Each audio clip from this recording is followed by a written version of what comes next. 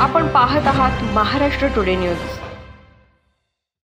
वर्धा जिल्ह्यात दारूबंदी असूनही मोठ्या प्रमाणात अवैध दारू विक्री होत असल्याने विविध प्रकारे कारवाई करण्यात येत आहे।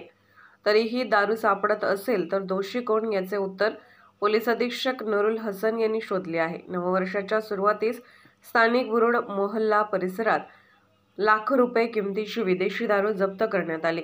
हा परिसर शहर पोलीस ठाण्याच्या हद्दीत येतो।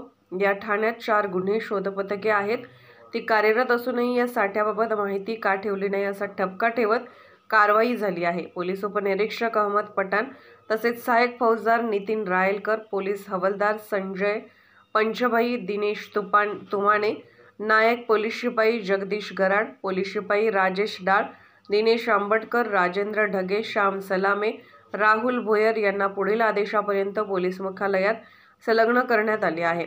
अवैध दारू विक्री खपवून घेतली जाणार नाही असा संदेश या कारवाईतून देण्याचा प्रयत्न झाल्याचे म्हटले जाते।